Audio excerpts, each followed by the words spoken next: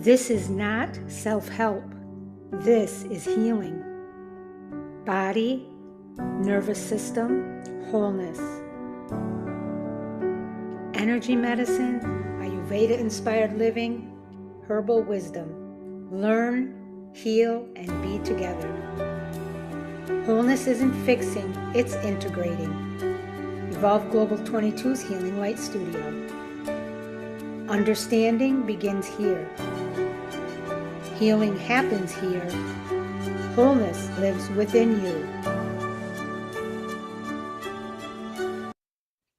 Hello, everybody. Welcome to Evolve Global 22's Healing Light Studio and our healing circle for tonight. It is Tuesday, February 17th, 2026.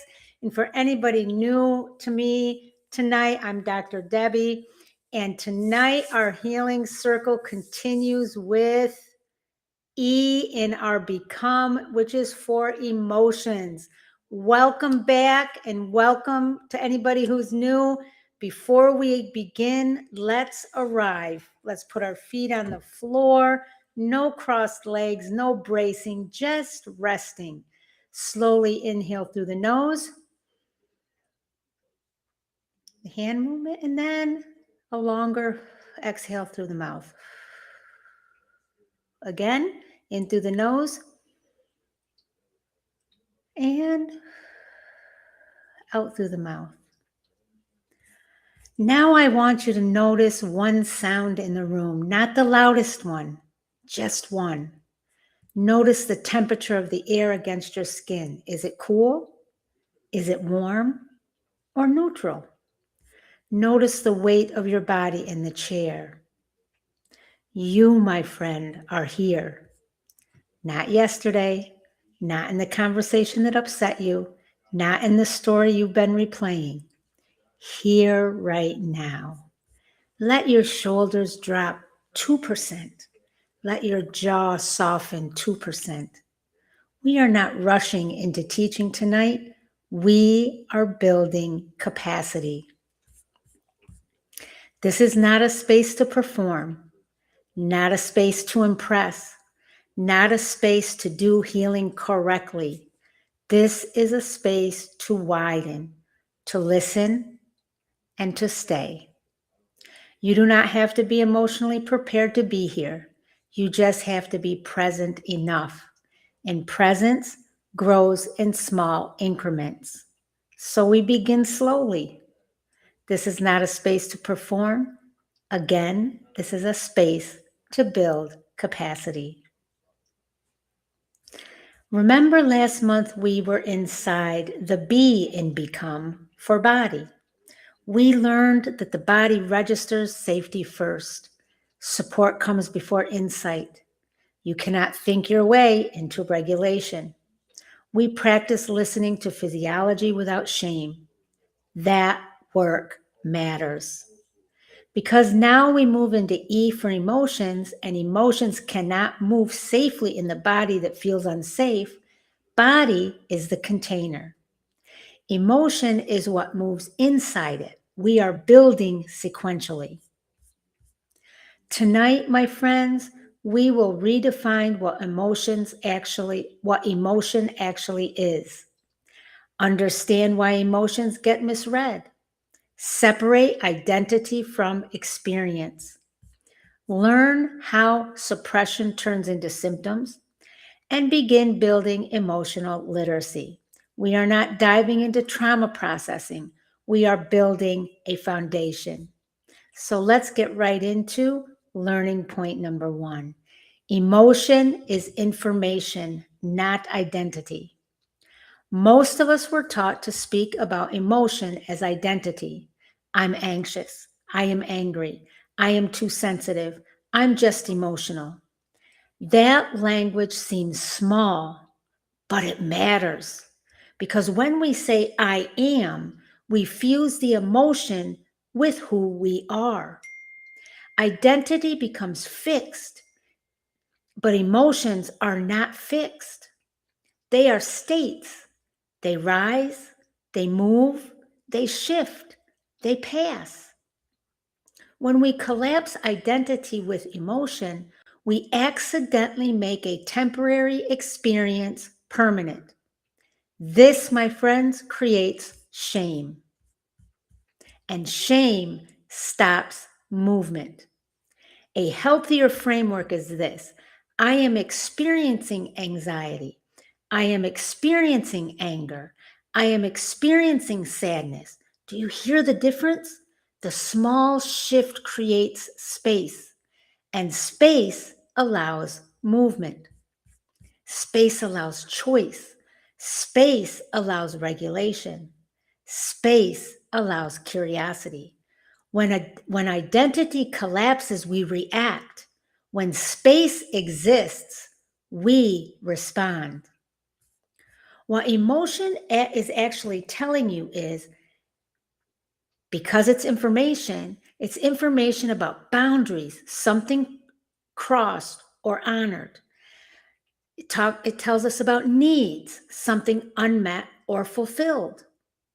It tells us about capacity, something too much or just enough.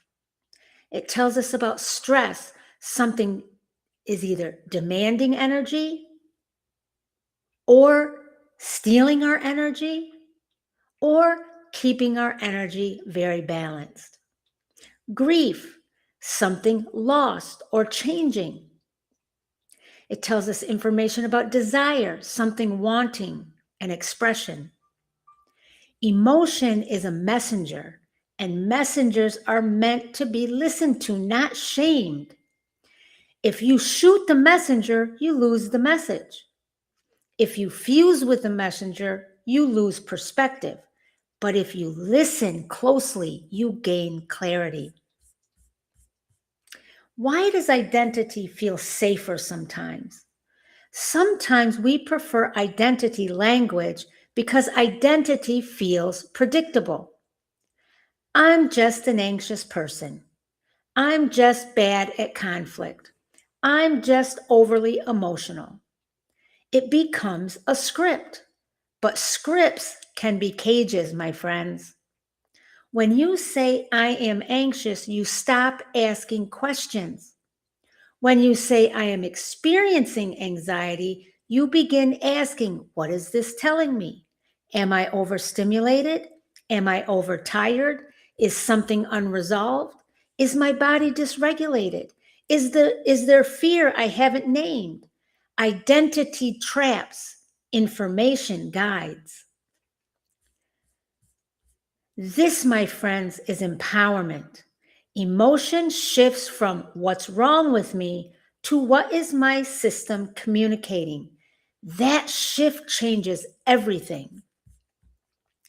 Pause here for a minute and ask yourself, when do I collapse into emotional identity? And what emotion do I most quickly label as just who I am? And if that emotion were information instead, what might it be telling me? Let that sit in your body for a moment. You are not your emotion. You are the one experiencing it. And that distinction builds regulation.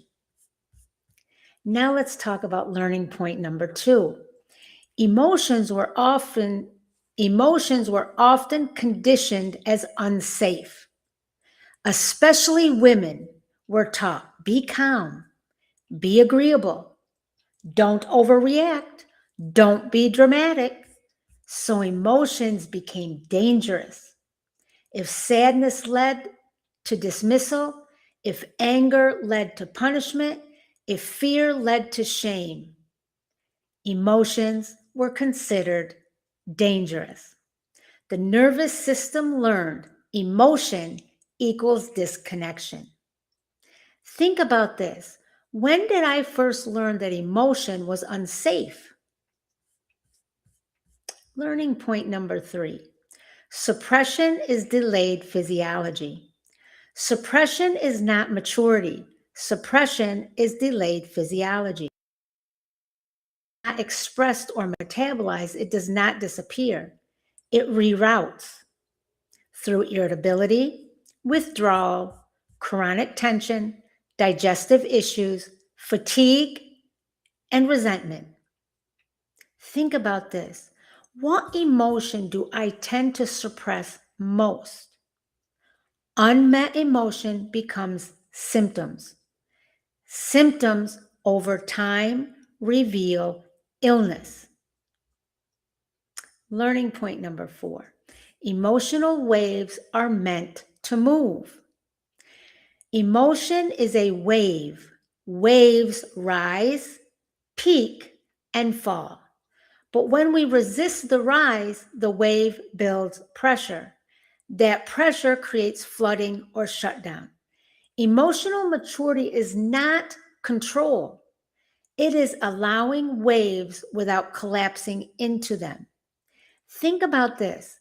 Do I fear the rise of emotion more than the emotion itself? Avoidance amplifies intensity. Learning point number 5. Naming builds regulation. When we name an emotion accurately, the nervous system begins to regulate. Naming creates distance. Distance creates stability. This one simple shift, think about the difference. We don't want to say, I am overwhelmed, but we want to say, I am experiencing overwhelm. That shift widens the container. Ask yourself this: what changes in my body when I name instead of judge? I want you to start one simple practice. When you experience an emotion this week, step 1, I want you to pause. Step 2, say internally, I am experiencing and fill in the blank. So I am experiencing anger. I am experiencing anxiety. I am experiencing sadness. Step number 3, take one slow exhale with your hand on your chest or stomach. So it'll be like that. That's it. No fixing, no analyzing, no storytelling, just naming and breathing. We are building capacity, my friends, not performance. Let's think about this from the lens of our power of 3. In energy medicine, emotion is movement of energy. When energy flows, we feel. When it's blocked, we tense. From an Ayurvedic lens, emotion must be digested like food, and I mentioned this last night. Undigested emotion becomes residue. Different constitutions metabolize emotion differently, and I explained that a little bit last night. In herbal wisdom, the nervous system can be supported while emotion moves. Nervines like lemon balm, tulsi, or rose gently widen emotional tolerance. We mentioned that last night. We do not separate body from emotion. We integrate.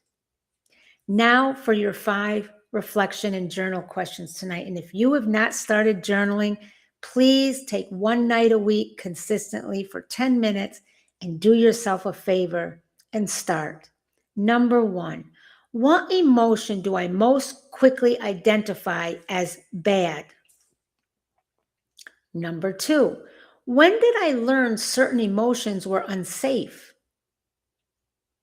Number 3, what emotion do I suppress most often?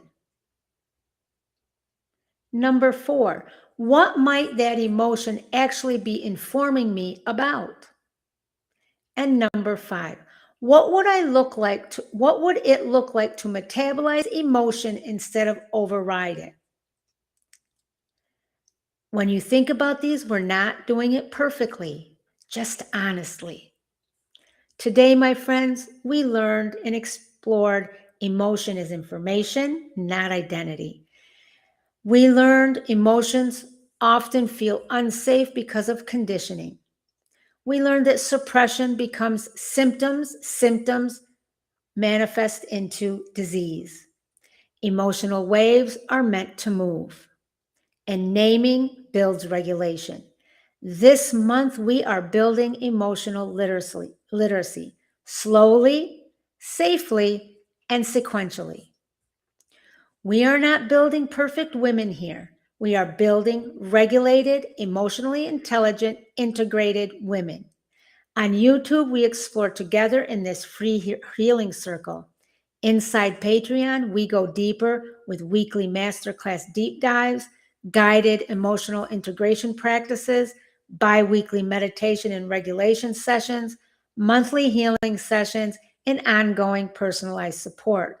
If you are ready to go deeper into integration, not urgency, I invite you to join us inside Evolve Global 22's Healing Circle on Patreon. The link is in the description as well as in the first comment. And whether you join or not, we are building something steady here. Peace, love, and light to each and every one of you. I love you all, and I will see you tomorrow in the circle. Spring and Summer Picks by Just Debbie, live shopping and resale. Here we have a Susan Graver style red and gold paisley button front tunic. It is light, it's flowy, it's beautiful. You can wear it as a topper, as a jacket. You can layer it. Lightweight, airy, semi-sheer. It is a size 12-14 large. It is in excellent condition, gently loved.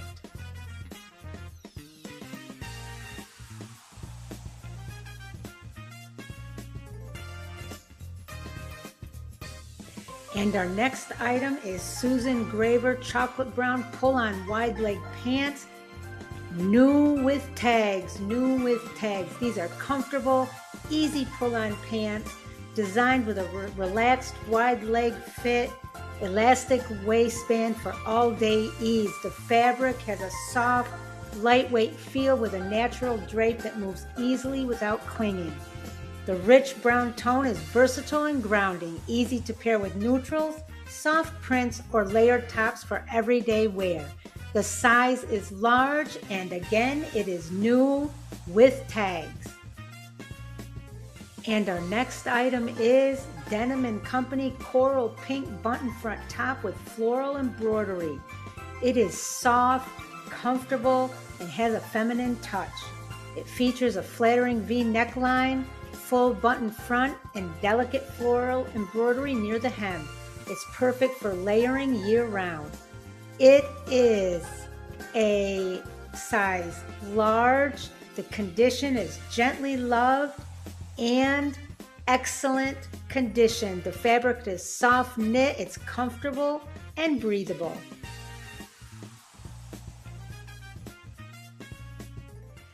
This is Just Debbie. Thank you for spending time with me.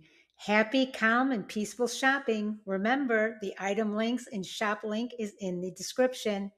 This is Just Debbie live shopping and resale.